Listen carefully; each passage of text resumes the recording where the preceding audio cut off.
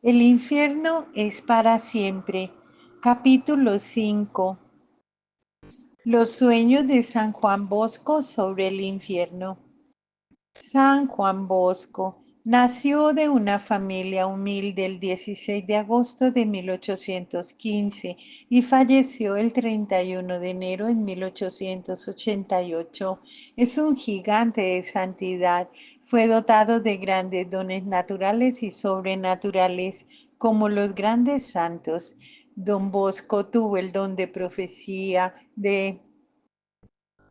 el don de los milagros, del conocimiento. A los 9 años Dios le manifestó su misión apostólica. Don Bosco fue un soñador. Aún sus sueños se están haciendo hoy realidad. Él ayudó a la juventud más desfavorecida y, aunque emprendía obras con pocos recursos, siempre contó con la ayuda del Señor y de la protección de María Santísima, la auxiliadora del mundo, y jamás dejó su misión inconclusa a pesar de las dificultades. Quiero traer al lugar este breve episodio. Es muy importante que lo tengamos en cuenta antes de hacer una confesión. Satanás es nuestro enemigo. Quiere que nos confesemos mal, que nos callemos de los pecados mortales. Para hacer una buena confesión hay que estar arrepentidos y decir todos los pecados al sacerdote, que es un Cristo más. Tiene el poder que Jesús le dio para perdonar los pecados. La única forma que existe para absolver los pecados es por este medio. Un joven de 15 años en Turín se encontraba cerca de la muerte. Llamó a don Bosco, pero el santo no pudo llegar a tiempo. Otro sacerdote escuchó la confesión del joven y el joven murió. Cuando don Bosco retornó a Turín, fue inmediatamente a ver el chico. Cuando le dijeron que el joven había muerto, él insistía en que era un simple malentendido. Tras unos instantes de oración en la habitación del joven muerto, de pronto don Bosco gritó: «Carlos, sube». Para el asombro de todos los presentes, el chico se convulsionó, abrió los ojos y se sentó en el lecho. Viendo a don Bosco, sus ojos se desviaron hacia el suelo. «Padre, ahora estaría en el infierno», suspiró el joven. «Hace 2 semanas estuve con una mala compañía que me indujo a pecar, y en mi última confesión tuve miedo de contarlo todo. Oh, acabo de volver de un horrible sueño. Soñé que estaba situado en lo más alto de un gigantesco horno, rodeado por una horda de demonios. Estaban a punto de lanzarme dentro de las llamas cuando una bella señora apareció y los detuvo. Aún no ha llegado, aún hay una esperanza para ti, Carlos, me dijo. Tú aún no has sido juzgado. En ese momento lo escuché a usted llamándome. Oh, don Bosco, qué alegría verlo otra vez. ¿Quiere confesarme, por favor? Después de escuchar la confesión del joven, don Bosco le dijo: «Carlos, ahora que las puertas del cielo están abiertas de par en par para ti, deseas ir allá o permanecer entre nosotros?» El chico miró a lo lejos por un momento y sus ojos se humedecieron. Don Bosco dijo finalmente: «Realmente estoy ansiando estar allí». Los pacientes vieron con estupefacción cómo Carlos se recostaba sobre las sábanas, cerraba los ojos y se hundía en una gran inmovilidad de la muerte. Vamos a relatar los hechos que vivió don Bosco, los sueños que él relató a sus sacerdotes y clérigos, y también iba añadiendo algunos detalles. Entre ellos hubo uno que escribió Lemoyne, testificó que don Bosco todo lo que dijo lo ha expuesto él fielmente, todo lo que escuchó de labios de don Bosco y de todo lo que refirieron de viva voz y por escrito los numerosos testigos y sacerdotes, formando un solo conjunto en una sola narración, y confiesa que verdaderamente fue una ardua tarea.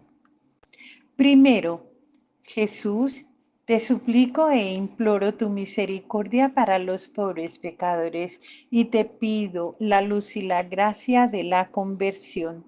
No permitas que se pierdan almas redimidas con tan preciosísima y santísima sangre tuya. Segundo, veamos ante nuestros ojos una caverna inmensa, todas llenas de fuego con elevada temperatura. Muros, piedras, madera, carbón, todo está blanco y brillante. Aquel fuego sobrepasa en calores millares y millares de veces al fuego de la tierra, sin consumirse ni reducirse a cenizas, nada cuanto ha tocado. Don Bosco nos da el relato de todo lo que ha visto en sus sueños y fue contado el 3 de mayo de 1868. Dijo: debo contarles otra cosa, comenzó diciendo, que puede considerarse como consecuencia o continuación de cuanto les referí en las noches del jueves y del viernes, que me dejaron tan quebrantado que apenas si me podía tener en pie. Ustedes los pueden llamar sueños o como quieran. En suma, le pueden dar el nombre que les parezca. Les hablé de un sapo espantoso que en la noche del 17 de abril amenazaba tragarme, y como al desaparecer una voz me dijo: ¿por qué no hablas? Yo me volví hacia el lugar de donde había partido la voz y vi junto al lecho a un personaje distinguido. Como hubiese entendido el motivo de aquel reproche, le pregunté: ¿qué debo decir a nuestros jóvenes? Lo que has visto y cuanto se te ha indicado en los últimos sueños, y lo que deseas conocer, que te será revelado en la noche próxima. Al hombre de la noche siguiente me dijo: levántate y vente conmigo. Yo le contesté: se lo pido por caridad, déjeme tranquilo, estoy cansado. Mire, hace varios días que sufro de dolor de muelas. Déjeme descansar. He tenido unos sueños espantosos y estoy verdaderamente agotado. Y decía estas cosas porque la aparición de este hombre es siempre un indicio de grandes agitaciones, de cansancio y de terror.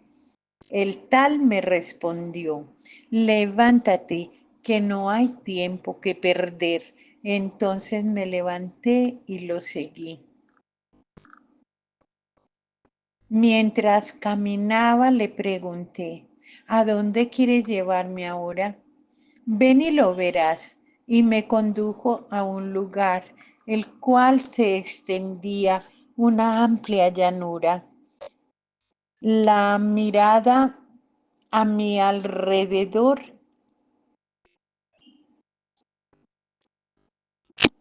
inmediatamente vi una región tan grande que no se distinguían los confines de la misma. Era un vasto desierto, cuando he aquí que diviso a mi amigo que me sale al encuentro. Respiré y dije, ¿dónde estoy? Ven conmigo, lo sabrás. Bien, iré contigo. Él iba delante y yo le seguía sin chistar. Entonces interrumpí el silencio y preguntando a mi guía, ¿a dónde vamos? ¿A dónde vamos a ir ahora? Por aquí, me dijo, y penetramos por aquel camino. Era una senda hermosa, ancha, espaciosa, bien pavimentada. De un lado y de otro flanqueaban dos magníficos setos verdes cubiertos de hermosas flores, en especial despuntaban las rosas entre las hojas por todas partes. Aquel sendero a primera vista me parecía llano y cómodo, y yo me eché a andar por él sin sospechar nada. Pero después de caminar un trecho me di cuenta de que insensiblemente se iba haciendo cuesta abajo y aunque la marcha no parecía precipitada, yo corría con tanta facilidad que me parecía ir por el aire. Incluso noté que avanzaba casi sin mover los pies. Nuestra marcha era pues veloz, pensando entonces que al volver atrás por un camino semejante hubiera sido cosa fatigosa y cansada, y le dije a mi amigo, ¿cómo haremos para regresar al oratorio?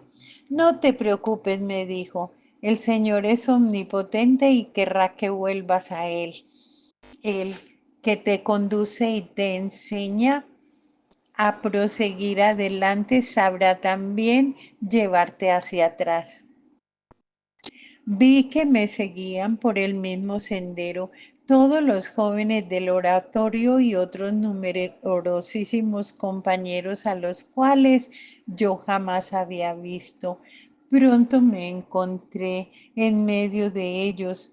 Mientras los observaba, veo que de repente, ora uno, ora otro, comienzan a caer al suelo, siendo arrastrados por una fuerza invisible que los llevaba hacia una horrible pendiente que se hacía aún lontananza y que conducía a aquellos infelices de cabeza a un horno.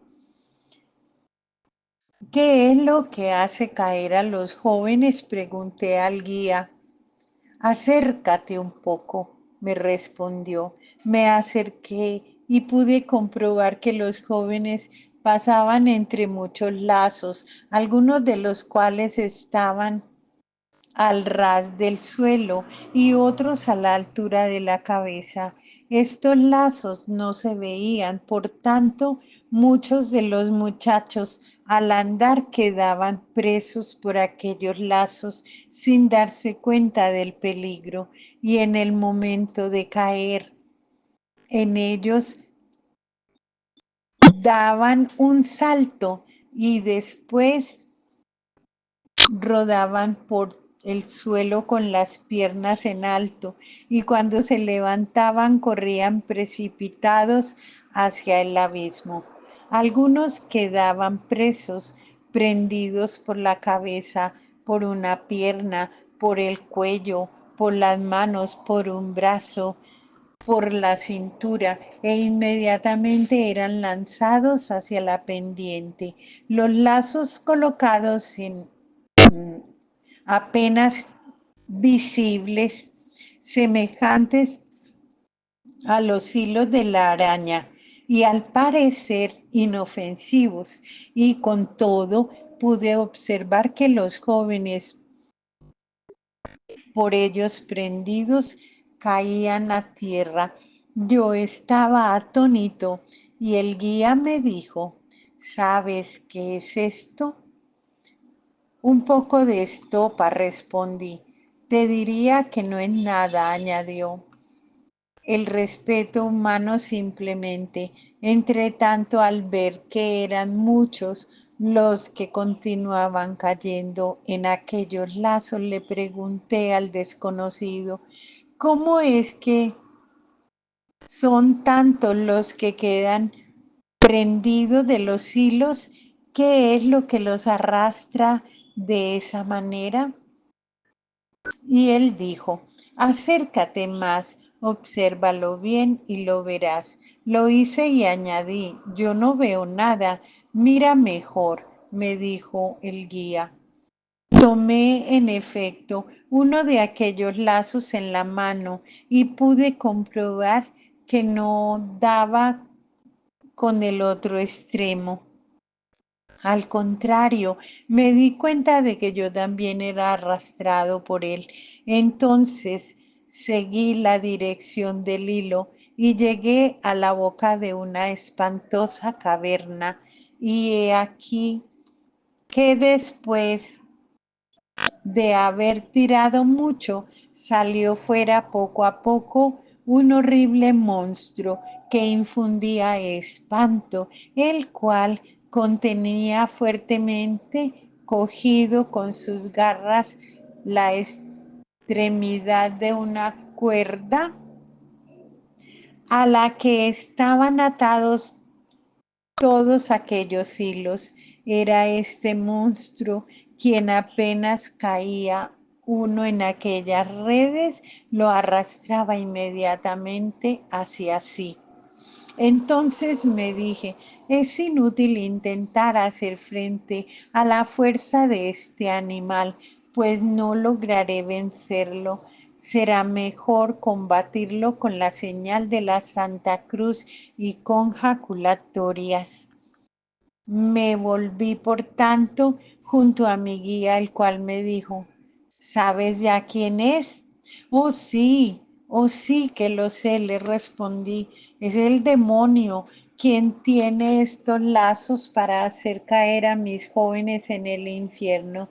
Examiné con atención los lazos y vi que cada uno estaba escrito su propio título: el lazo de la soberbia, de la desobediencia, de la envidia, del sexto mandamiento, del hurto, de la gula, de la pereza, de la ira, de la mentira. Hecho esto, me eché un poco hacia atrás para ver cuál de aquellos lazos era el que causaba mayor número de víctimas entre los jóvenes y pude comprobar que era el de la deshonestidad, la impureza, la desobediencia y la soberbia.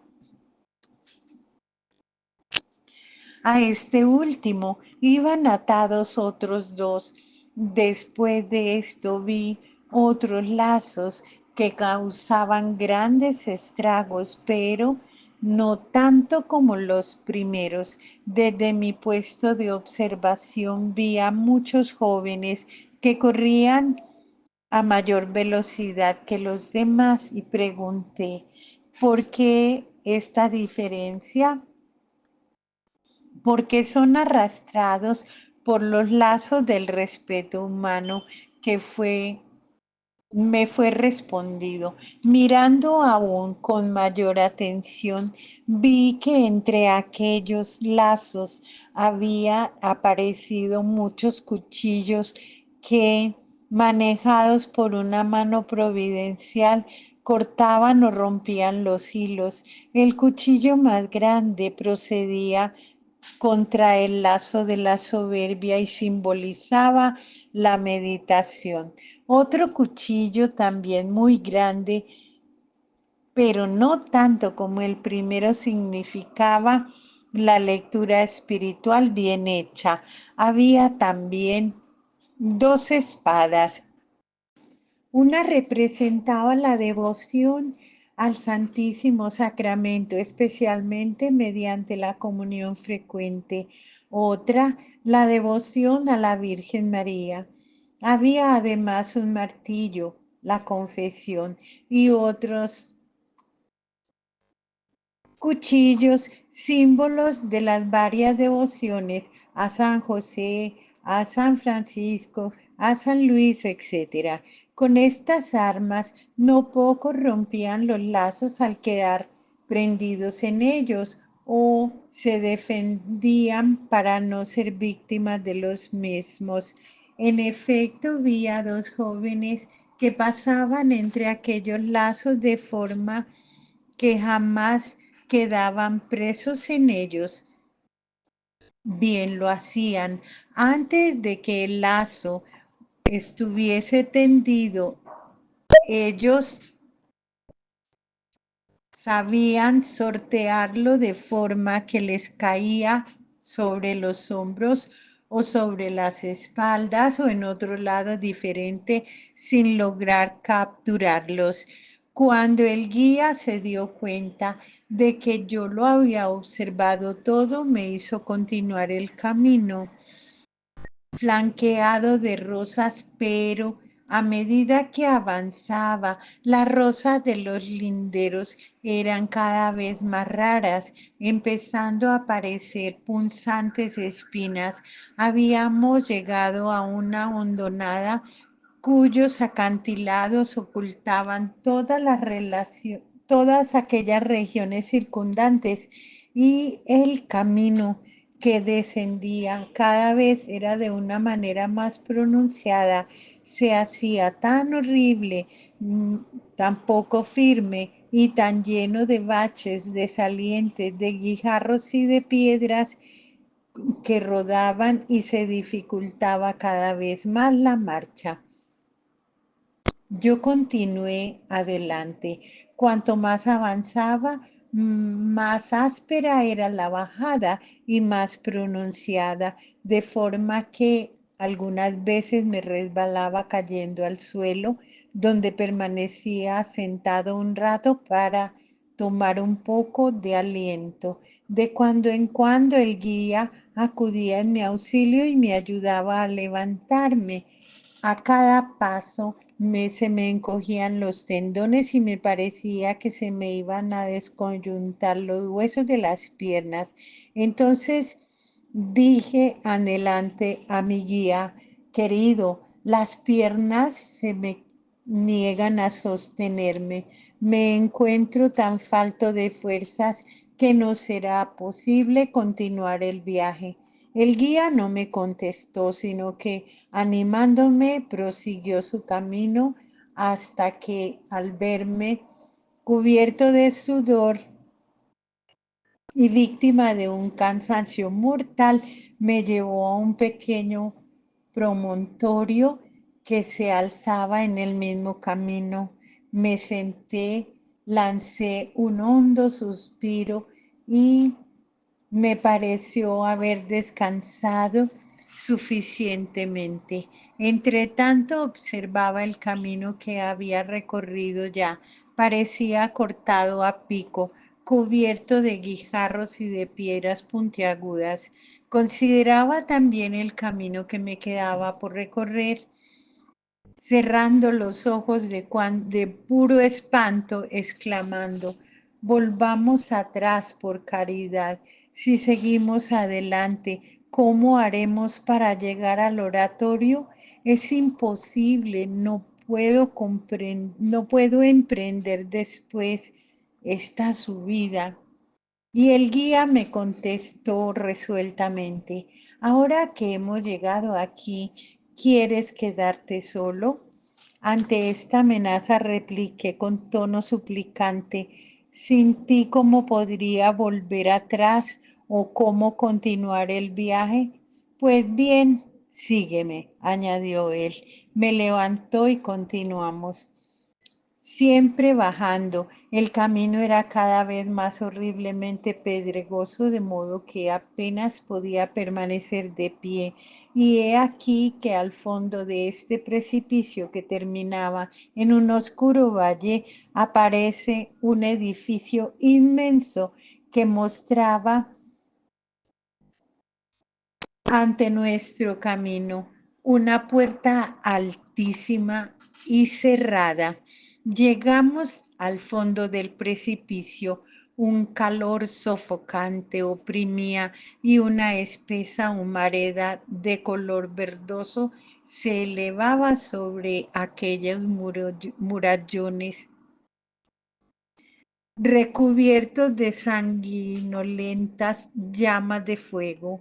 Levanté mis ojos a aquellas murallas y pude comprobar que eran altas como una montaña y más aún. Juan Bosco preguntó a su guía: ¿dónde nos encontramos? ¿Qué es esto? Lee lo que hay escrito sobre aquella puerta, me respondió, y la inscripción te hará comprender dónde estamos. Me di cuenta de que estábamos a las puertas del infierno. El guía me acompañó a dar una vuelta alrededor de los muros de aquella horrible ciudad. Veía una puerta de bronce como la primera al pie de una peligrosa bajada, y cada una de ellas tenía encima una inscripción diferente. Yo saqué la libreta para anotar aquellas inscripciones, pero el guía me dijo: detente, ¿qué haces? Voy a tomar nota de esas inscripciones. No hace falta, las tienen todas en la Sagrada Escritura. Incluso tú has hecho grabar algunas bajo los pórticos. Ante semejante espectáculo, habría preferido volver atrás en el camino. Nos encaminamos luego, tras recorrer un inmenso y profundísimo barranco, y nos encontramos nuevamente al pie del camino pendiente que habíamos recorrido y delante de la puerta que vimos en primer lugar. De pronto el guía se volvió hacia atrás con el rostro sombrío, me indicó con la mano que me retirara, diciéndome al mismo tiempo: mira. Tembloroso miré hacia arriba y a cierta distancia vi que aquel camino en declive bajaba uno a toda velocidad. Pude reconocer en él a uno de los jóvenes. Llevaba los cabellos desgreñados, en parte como erizados sobre la cabeza y en parte echados hacia atrás por efecto del viento, y los brazos tendidos hacia adelante en actitud de quien no quiere de quien no quiere nada para salvarse del naufragio. Quería detenerse y no podía. Tropezaba continuamente con los guijarros salientes del camino, y aquellas piedras servían para darle un mayor impulso en la carrera. Corramos, detengámoslo y ayudémoslo, gritaba yo, tendiendo las manos hacia él, y él seguía, pero él me dijo: no, déjalo. ¿Y por qué no puedo detenerlo? No sabe lo tremenda que es la venganza de Dios. ¿Crees que podrías detener a uno que huye de la ira encendida del Señor?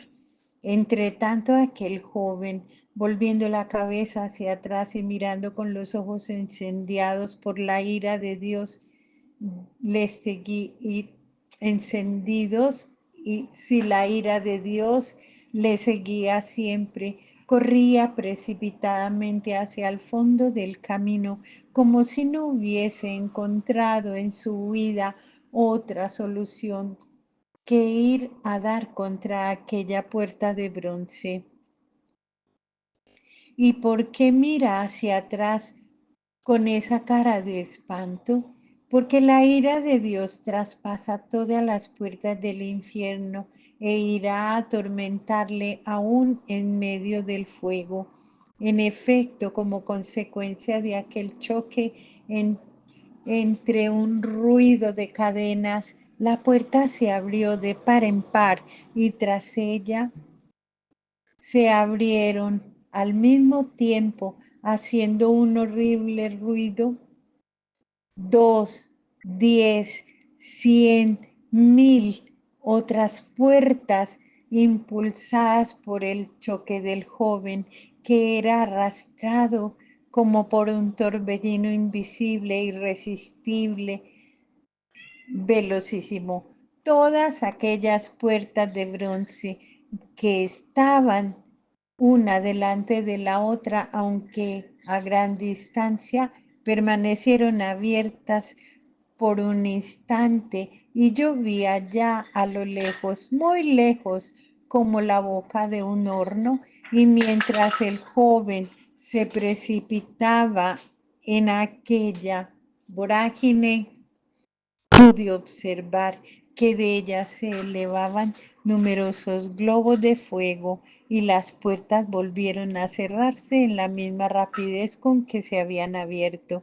Entonces yo tomé la libreta para apuntar el nombre y el apellido de aquel infeliz, pero el guía me tomó del brazo y me dijo: detente, me ordenó, y observa de nuevo. Lo hice y pude ver un nuevo espectáculo: bajar precipitadamente por la misma senda a 3 jóvenes de nuestras casas, que en forma de 3 peñascos rodaban rapidísimo uno detrás del otro, iban con los brazos abiertos y gritaban de espanto. Llegaron al fondo y fueron a chocar con la primera puerta. San Juan Bosco al instante conoció a los 3 y la puerta se abrió, y después de ella las otras 1000 puertas. Los jóvenes fueron empujados a aquella larguísima galería. Se oyó un prolongado ruido infernal que se alojaba cada vez más, se alejaba cada vez más, y aquellos infelices desaparecieron y las puertas se cerraron. Vi precipitarse en el infierno a un pobrecillo impulsado por los empujones de un pérfido compañero. Otros traían muchos caras de horror. Unos caían, otros venían acompañados, otros venían solos, otros cogidos del brazo, otros separados, pero próximos entre sí. Todos llevaban escrito en la frente su propio pecado. Yo lo llamaba afanosamente mientras caían en aquel lugar, pero ellos no me oían. Retumbaban las puertas infernales al abrirse y al cerrarse. Se hacía después un silencio de muerte. He aquí las causas principales de tantas ruinas eternas, exclamó mi guía: los compañeros, las malas lecturas, malos programas en la televisión, en el internet, e impureza y pornografía, las perversas costumbres. Los lazos que habíamos visto al principio eran los que arrastraban a los jóvenes al precipicio. Al ver caer a tantos de ellos, dije con acento de desesperación: entonces es inútil que trabajemos en nuestros colegios y son tantos los jóvenes que tienen este fin, no habrá manera de remediar la ruina de estas almas. Y el guía me contestó: este es el estado actual en que se encuentran y si mueren en él, tendrán que venir a parar aquí sin remedio. Oh, déjame anotar los nombres para que yo les pueda avisar y ponerlos en la senda que conduce al paraíso. ¿Y crees tú que algunos se corregirán si les avisaras? Al principio el aviso les impresionará, después no harán caso, diciendo: se trata de un sueño, y se tornarán peores que antes. Otros, al verse descubiertos, frecuentarán los sacramentos, pero no de otra manera espontánea y meritoria, porque no proceden rectamente. Otros confesarán por un temor pasajero a caer en el infierno, pero seguirán con ese corazón apegado al pecado. Entonces, para esos desgraciados no hay misión. Dame algún aviso para que puedan salvarse. Hele aquí, tienen los superiores que los obedezcan, tienen el reglamento que lo observen, tienen los sacramentos que los frecuenten. Entre tanto, como se precipitaban al abismo, un nuevo grupo de jóvenes, las puertas permanecieron abiertas durante un instante y entra tú también, me dijo el guía. Yo me eché atrás horrorizado. Estaba impaciente por regresar al oratorio para avisar a los jóvenes y detenerles en aquel camino para que no siguieran rodando hacia la perdición. Pero el guía me volvió a insistir: ven que aprenderán más de una cosa. Pero antes dime, ¿quieres proseguir solo o acompañado? Esto me lo dijo para que yo reconociese la insuficiencia de mis fuerzas y al mismo tiempo la necesidad de su benévola asistencia, a lo que contesté: "Mm, me he de quedar solo en este lugar de horror, sin el consuelo de tu bondad. ¿Y quién me enseñará el camino del retorno?". Y de pronto me sentí lleno de valor pensando para mí: antes de ir al infierno es necesario pasar por el juicio y yo no me he presentado todavía ante el juez supremo. Después exclamé resueltamente: entremos pues. Y penetramos en aquel estrecho y horrible corredor. Corríamos con la velocidad del rayo. Sobre cada una de las puertas del interior lucía con luz velada una inscripción amenazadora.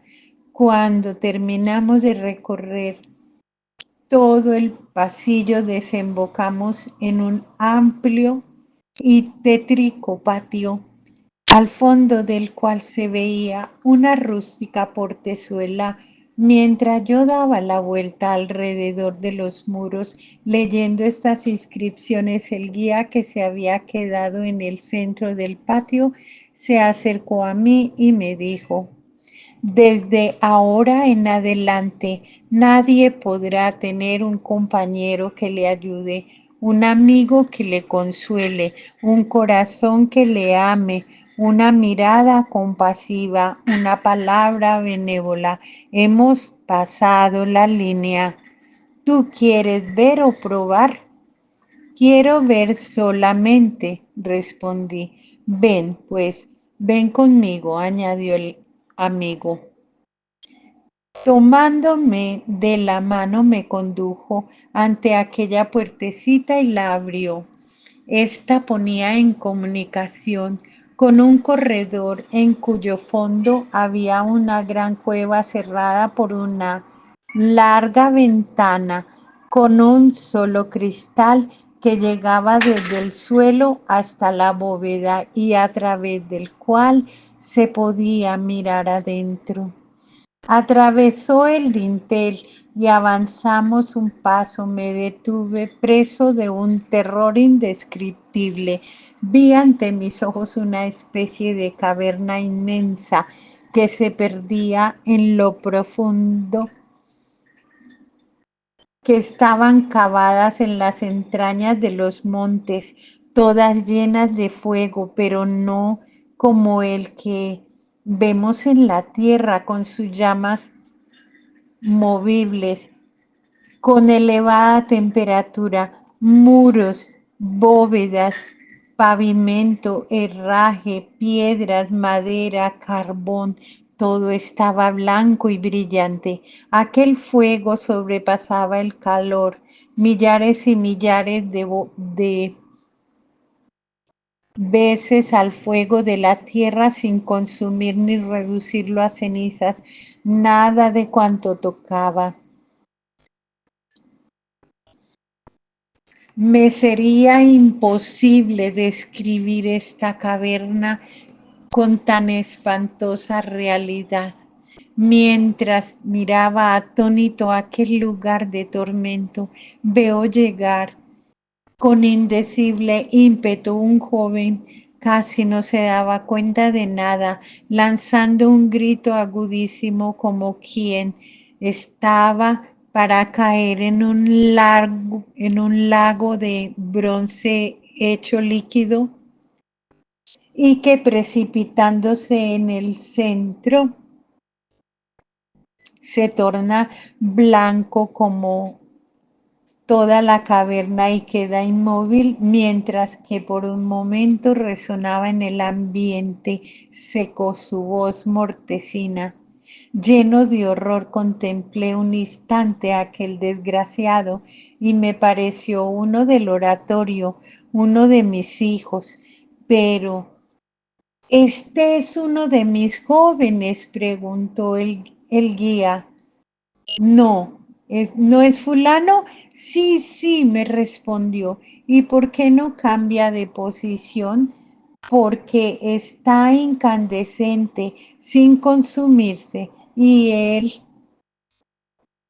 tú elegiste ver, y por eso ahora no debes hablar. Observa y verás. Apenas si había visto la cara. Y he aquí otro joven, con una furia desesperada y a grandísima velocidad, que corre para llegar a la misma caverna. También este pertenece al oratorio. Además, cayó, no se movió, mm, no se movió más. Este también lanzó un grito de dolor y su voz se confundió con el último murmullo del grito del que había caído antes. Después llegaron con la misma precipitación otros, cuyo número fue en aumento, y todos lanzaban el mismo grito y permanecían inmóviles, incandescentes, como los que les habían antecedido. Yo observé que el primero se había quedado con una mano en el aire y un pie igualmente suspendido en lo alto. El segundo quedó como encorvado hacia la tierra. Algunos tenían los pies por alto, otros el rostro pegado al suelo, quienes estaban casi suspendidos, sosteniéndose de un solo pie, de una sola mano. No faltaban los que estaban sentados o tirados, unos apoyados sobre un lado, otros de pie o de rodillas con las manos entre los cabellos. Había, en suma, una larga fila de muchachos como estatuas en condiciones de mucho dolor y en posiciones dolorosas. Vinieron aún otros muchos a aquel horno, parte que eran conocidos y parte desconocidos. Me recordé entonces de lo que dice la Biblia, que según se cae la primera vez en el infierno, así se permanecerá para siempre. Al notar que aumentaba en mí el espanto, pregunté al guía, pero estos, al correr con tanta velocidad, no se dan cuenta que vienen a parar aquí. Oh, sí que saben que van al fuego y les avisaron 1000 veces, pero siguen corriendo voluntariamente al no detestar el pecado y al no quererlo abandonar, al despreciar y rechazar la misericordia de Dios que los llama a penitencia. Por tanto, la injusticia, por tanto, provocan la justicia de Dios. Ellos mismos los empuja, les insta, los persigue y no se pueden parar hasta llegar a este lugar. Oh, qué terrible debe de ser la desesperación de estos desgraciados que no tienen ya esperanza de salir de aquí. ¿Quieres conocer la furia íntima y el frenesí de sus almas? Pues acércate un poco más, me dijo el guía. Di algunos pasos hacia adelante y acercándome a la ventana que vi, antes vi que muchos de aquellos miserables se propinaban mutuamente tremendos golpes, causándose terribles heridas que se mordían como perros rabiosos, otros se arañaban el rostro, se destrozaban las manos, se arrancaban las carnes arrojando con despecho los pedazos por el aire. Entonces toda la cobertura de aquella cueva se había trocado como de cristal, a través del cual se divisaba un trozo de cielo y las figuras luminosas de los compañeros que se habían salvado para siempre, y aquellos condenados rechinaban los dientes de forma que por su feroz envidia, respirando afanosamente, porque en vida hicieron a los justos blanco de sus burlas. Yo pregunté al guía, dime, ¿por qué no oigo ninguna voz? Acércate más, me gritó. Me aproximé al cristal de la ventana y oí cómo unos gritaban y lloraban entre horribles contorsiones y otros blasfemaban, imprecaban a los santos. Era un tumulto de voces y de gritos estridentes, confusos, que me indujo a preguntar al amigo, ¿qué es lo que dicen? ¿Qué es lo que gritan? Y él, al recordar la suerte de sus buenos compañeros, se ven obligados a confesar solo gritos, llantos, que son ya completamente inútiles. Aquí no cuenta el tiempo, aquí solo importa la eternidad.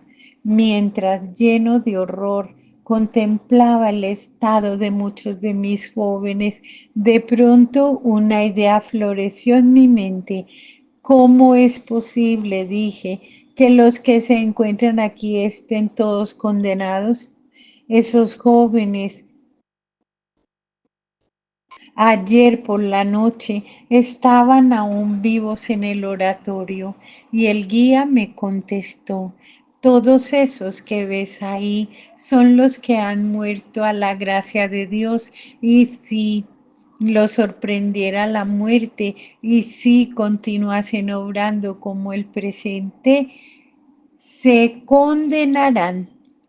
Pero no perdamos tiempo, prosigamos adelante. Se veían los atroces remordimientos de los que fueron educados en nuestras casas, el recuerdo de todos y de cada uno de sus pecados no perdonados y de la justa condenación de haber tenido 1000 medios y muchos extraordinarios para convertirse al Señor, para perseverar el bien, para ganar el paraíso. El recuerdo de tantas gracias y promesas concedidas, hechas a María Santísima y no correspondidas, el haberse podido salvar a costa de un pequeño sacrificio y en cambio estar condenados para siempre, recordar tantos buenos propósitos hechos y no mantenidos. De buenas intenciones completamente ineficaces está lleno el infierno, dice el proverbio. Y allí y volví a contemplar a todos los jóvenes del oratorio que yo había visto poco antes en el horno, algunos de los cuales que están escuchando ahora, otros estuvieron aquí con nosotros y a otros muchos no los conocía. Me adelanté y observé que todos estaban cubiertos de gusanos y de asquerosos insectos que les devoraban y consumían el corazón, los ojos, las manos, las piernas, los brazos y todos los miembros, dejándolos en un estado tan miserable que no encuentro palabras para describirlo. Aquellos desgraciados permanecían inmóviles, expuestos a toda suerte de molestias, sin poderse defender de ellas en modo alguno. Yo tuve que avanzar un poco más y me acerqué para que me viesen con la esperanza de poderles hablar y de que me dijesen algo, pero ellos no solamente no me hablaron, sino que ni siquiera me miraron. Pregunté entonces al guía la causa de esto y me respondió que en el otro mundo no existe libertad alguna para los condenados. Cada uno soporta allí todo el peso del castigo de Dios sin variación alguna de estado y no puede ser de otra manera. Y añadió, ahora es necesario que desciendas a esta región de fuego que acabas de contemplar. No, no, repliqué aterrado. Para ir al infierno es necesario pasar antes por el juicio y yo no he sido juzgado aún. Por tanto, no quiero ir al infierno. Dime, observó mi amigo, ¿te parece mejor ir al infierno y libertar a tus jóvenes o permanecer fuera de él, abandonándolos en medio de tantos tormentos? Desconcertado con esta propuesta, respondí, oh, yo amo mucho a mis queridos jóvenes y deseo que todos se salven, pero no podríamos hacerlo de otra manera que no tuviésemos que ir a un lugar de tormento, ni yo ni los demás. Bien, contestó mi amigo, aún estás a tiempo, como también lo están ellos, con tal que tú hagas cuanto puedas. Mi corazón se ensanchó al escuchar estas palabras y me dije inmediatamente, pues importa poco el trabajo con tal de poder librar a mis queridos hijos de tantos tormentos.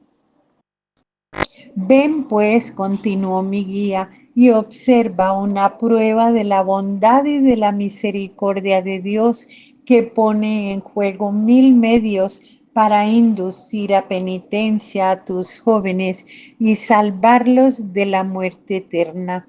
Y tomándome de la mano me introdujo en la caverna. Apenas puse el pie en ella, me encontré de improviso transportando a una sala magnífica con puertas de cristal. Sobre esta, a regular distancia, pendían unos largos velos que cubrían otros tantos departamentos que comunicaban con la caverna.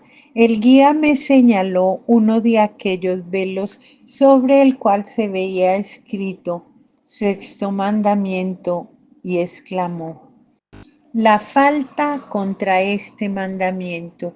He aquí la causa de la ruina eterna de estos jóvenes. Pero ¿no han confesado esto?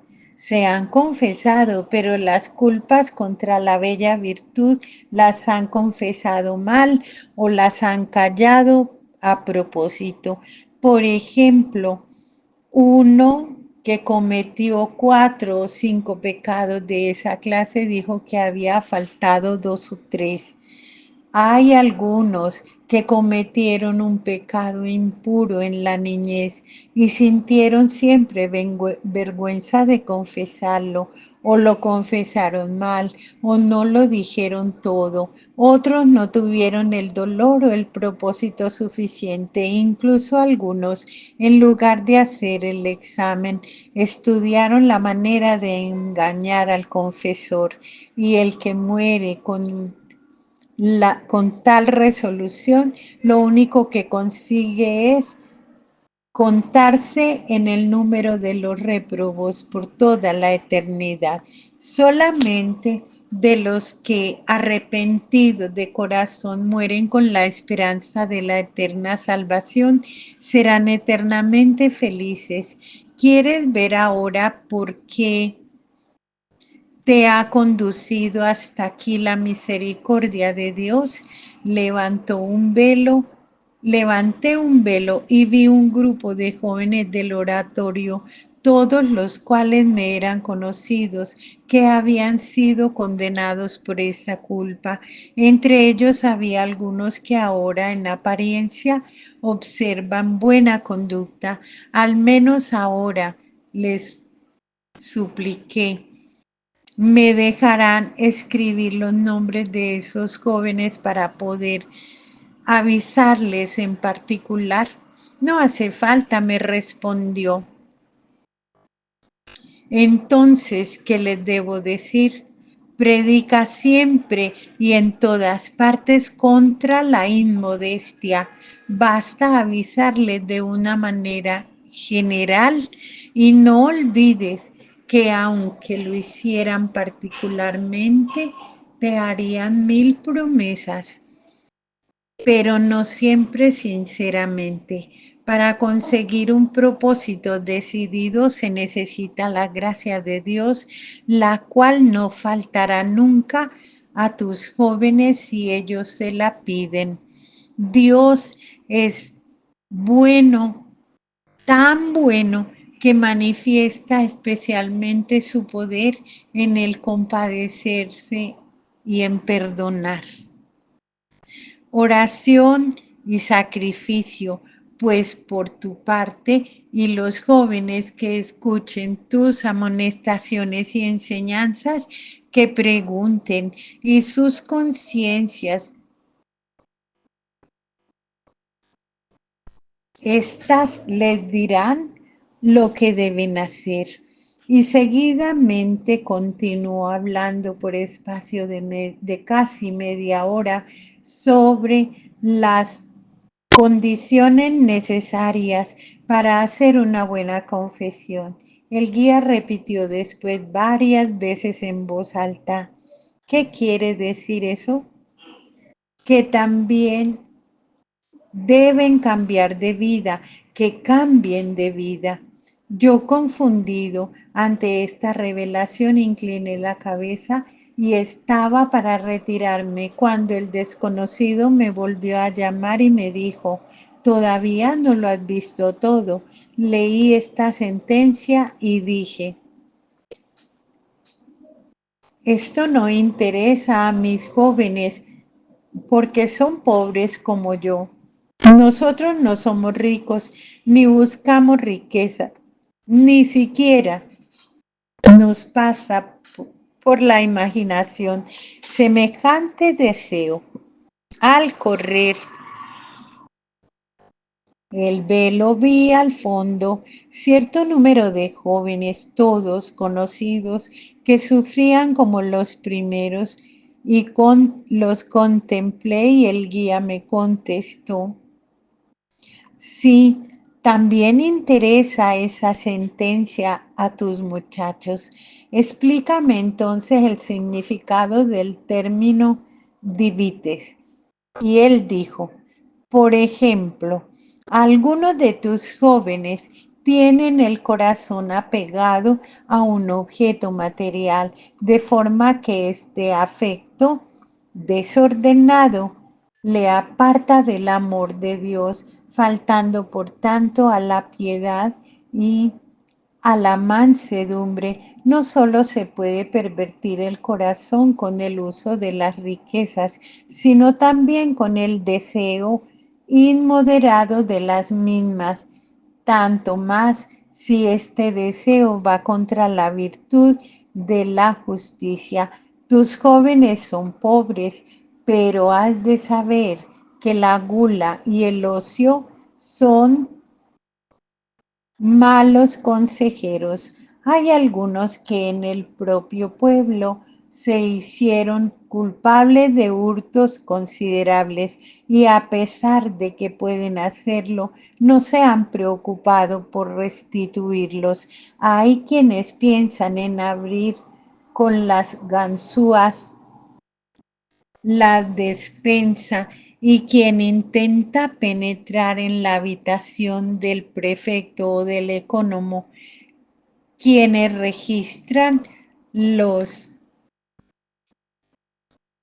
baúles de los compañeros para apoderarse de sus comestibles, de dinero y otros objetos, quien hace propio de cuadernos y de libros para su uso, y después de decirme el nombre de estos y otros más, continuó: algunos se encuentran aquí por haberse copiado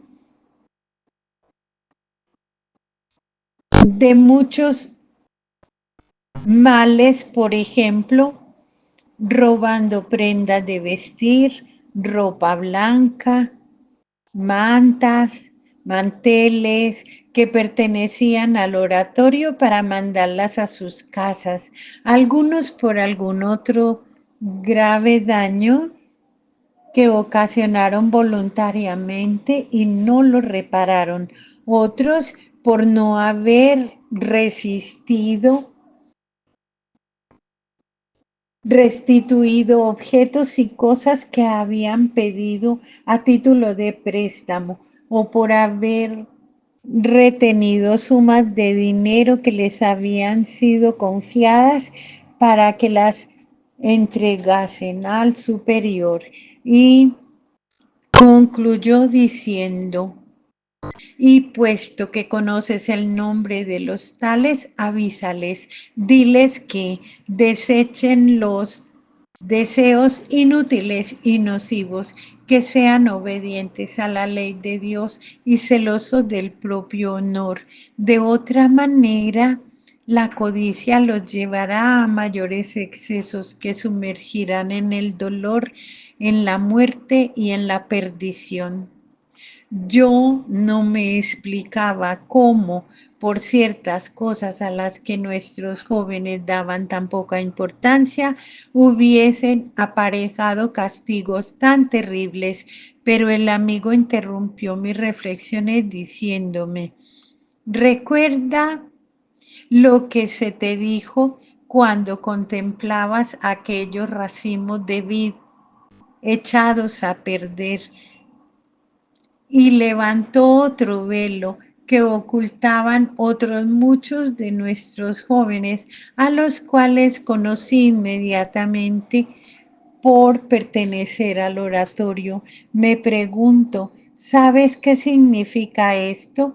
¿Cuál es el pecado designado por esta sentencia? Me parece que debe ser la soberbia. No, me respondió, pues yo siempre he oído decir que la raíz de todos los pecados es la soberbia. Sí, en general se dice que es la soberbia, pero en particular, ¿sabes qué fue lo que hizo caer a Adán y Eva en el primer pecado? Por lo que fueron arrojados del paraíso terrenal, la desobediencia. Cierto, la desobediencia es la raíz de todos los males. ¿Qué debo decir a mis jóvenes sobre esto? Aquellos jóvenes los cuales tú ves que son desobedientes están preparando un fin tan lastimoso como este. Son los que tú crees que se han ido por la noche a descansar y en cambio a horas de la madrugada se bajan a pasear por el patio sin preocuparse de que es una cosa prohibida por el reglamento. Son los que van a lugares peligrosos sobre los andamios de las obras en construcción, poniéndose en peligro incluso hasta su propia vida. Algunos, según lo establecido, van a la iglesia, pero no están en ella como deben. En lugar de rezar, están pensando en cosas muy distintas de la oración y se entretienen en fabricar castillos en el aire. Otros estorban a los demás. Hay quienes lo único que se preocupan es de buscar un lugar cómodo para poder dormir durante el tiempo de las funciones sagradas. Otros, ¿crees tú que van a la iglesia y en cambio no aparecen por ella? Ay, del que es descuidado con la oración, el que no reza se condena. Hay aquí algunos que en vez de cantar las divinas alabanzas y las vísperas de la Virgen María se entretienen a leer libros nada piadosos y otros cosa verdaderamente vergonzosa. Pasan el tiempo leyendo obras prohibidas, hasta pornografía, y siguió enumerando otras faltas contra el reglamento, origen de grandes desórdenes. Cuando hubo terminado de mirar conmovido y él, clavando sus ojos en mí, prestó atención a mis palabras. ¿Puedo referir todas estas cosas a mis jóvenes? Le pregunté. Sí, puedes decirles todo cuanto recuerdes. ¿Y qué consejos he de darles para que no les sucedan tan grandes desgracias? Debes insistir en que la obediencia a Dios, a la iglesia, a los padres, a los superiores, aún en cosas pequeñas, los salvará. ¿Y qué más? Les dirá que eviten el ocio, que fue el origen del pecado del santo rey David. Incúlcales que estén siempre ocupados, pues así el demonio no tendrá tiempo para tentarlos. Yo, haciendo una inclinación con la cabeza, se lo prometí. Me encontraba tan emocionado que dije a mi amigo, te agradezco la caridad que has usado para conmigo. Te ruego que me hagas salir de aquí. Él entonces me dijo, ven conmigo y Animándome, me tomó de la mano y me ayudó a proseguir porque me encontraba agotado. Al salir de la sala y después de atravesar un momento el horrible patio y el largo corredor de entrada antes de trasponer el dintel de la última puerta de bronce, se volvió de nuevo a mí y exclamó: Ahora que has visto los tormentos de los demás, es necesario que pruebes un poco lo que se sufre en el infierno. No, no, no, grité horrorizado. Insistía, yo me negaba siempre. No temas, me dijo.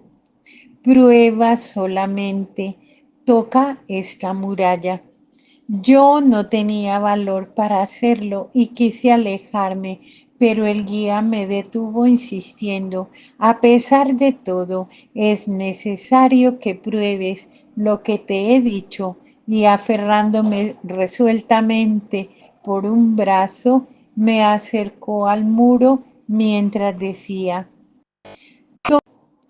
tócalo una sola vez al menos para que puedas decir que estuviste visitando las murallas del suplicio eterno y para que puedas comprender cuán terrible será la última si así es la primera. ¿Ves esta muralla? Me fijé atentamente y pude comprobar que el muro era de un espesor colosal. El guía prosiguió: es el milésimo primero antes de llegar a donde está el verdadero fuego del infierno. Son 1000 muros los que lo rodean.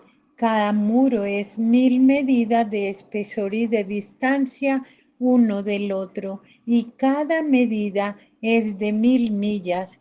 Este está a 1 millón de millas del verdadero fuego del infierno, y por eso apenas es un milésimo principio del infierno, un mínimo.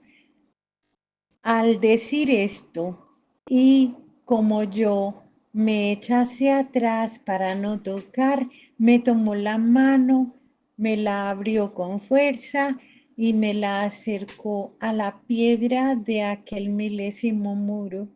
En aquel instante sentí una quemadura tan intensa y dolorosa que, saltando hacia atrás y lanzando un grito grandísimo y muy agudo, me desperté. Me encontré sentado en el lecho y, pareciéndome que la mano me ardía, la restregaba contra la otra para aliviarme de aquella sensación. Al hacerse de día pude comprender que mi mano en realidad estaba hinchada y la impresión imaginaria de aquel fuego me afectó tanto que cambió la piel de la mano,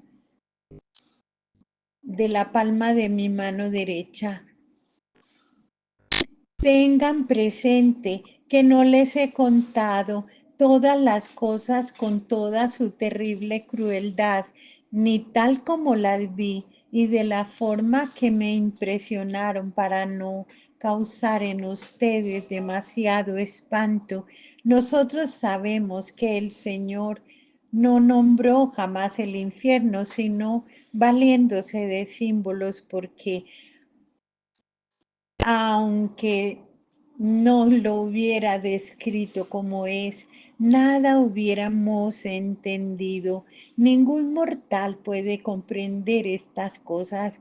El Señor las conoce y las puede manifestar a quien Él quiere. Durante muchas noches consecutivas y siempre presa de la mayor turbación, no pude dormir a causa del espanto que se había apoderado de mi ánimo. Les he contado solamente un resumen de lo que he visto en sueños de mucha duración. Puede decirse que de todos ellos he hecho un breve compendio, Luego hablaré del siguiente sueño, que se refiere al respeto humano y de cuanto se relaciona con el sexto y el séptimo mandamiento y también con la soberbia. No haré otra cosa más que explicar todos estos sueños, pues están de acuerdo con la Sagrada Escritura. Veamos el sueño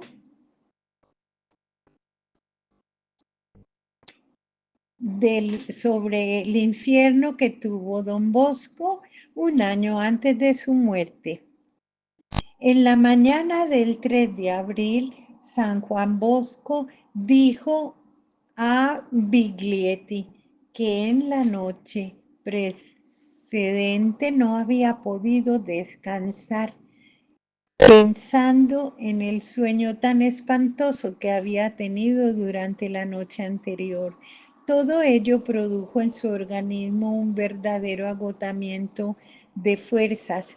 Si los jóvenes, le decía, oyesen el relato de lo que vi y oí, o se darían una vida santa o huirían espantados para no escucharlo hasta el fin. Por lo demás, no es posible describirlo tal y como es, porque es muy difícil representar en su realidad los castigos que están reservados a los pecadores en la otra vida. El santo vio las penas del infierno, oyó primero un gran ruido como de un terremoto. Por el momento no hizo caso, pero el rumor fue creciendo grandemente hasta que oyó un estruendo horroroso y prolongado, mezclado con gritos de terror y espanto, con voces humanas inarticuladas, confundidas con el fragor general. Producían un estrépito espantoso. El rumor, cada vez más ensordecedor, se iba acercando y ni con los ojos ni con los oídos podía precisar lo que sucedía. Vi primeramente una masa informe que poco a poco fue tomando la figura de una formidable cuba de fabulosas dimensiones. De ella salían gritos de dolor. Pregunté espantado qué era aquello y qué significaba lo que estaba viendo.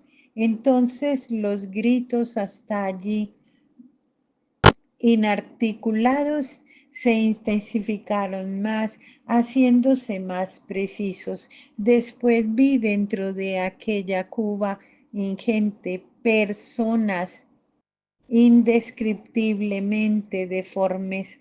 Los ojos se les salían de las órbitas, las orejas separadas de la cabeza colgaban hacia abajo, los brazos, las piernas estaban dislocados de un modo fantástico. A los gemidos humanos se unían angustiosos maullidos de gatos, rugidos de leones, aullidos de lobos y alaridos de tigres, de osos, de otros animales. Observé mejor y entre aquellos desventurados reconocí algunos. Entre tanto, con el aumento del ruido, se hacía más viva y más precisa la vista de las cosas. Conocía mejor a aquellos infelices que llegaban más claramente sus gritos y su terror era cada vez más horrible, más opresor. Entonces preguntó en voz alta, pero ¿no será posible poner remedio o aliviar esta desventura? Todos estos horrores y estos castigos están preparados para nosotros. ¿Qué debo hacer yo? Sí, replicó una voz. Hay un remedio, solo un remedio. Apresurarse a pagar sus propias deudas con otro, así sean deudas de oro o de plata, pero estas son cosas materiales. Con la oración incesante, con la frecuente comunión, se podrá remediar tanto mal. Durante este diálogo los gritos se hicieron más estridentes y el aspecto de los que lo emitían eran más monstruosos, de forma que, presa de mortal terror, se despertó. Eran las 3 de la mañana y no le fue posible cerrar más los ojos. En el curso de su relato, un temblor le agitaba todos los miembros, su respiración era afanosa y sus ojos derramaban abundantes lágrimas. Conclusión y súplicas. Oh misericordiosísimo Jesús, qué dicha poder estar a tiempo de mudar de vida.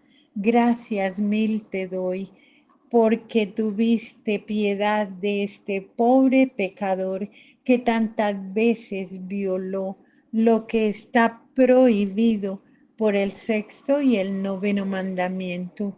De ahora en más, combatiré las tentaciones interiores con la presencia de Dios. En cuanto a las tentaciones exteriores, evitaré las ocasiones que me lleven a ofender la divina majestad.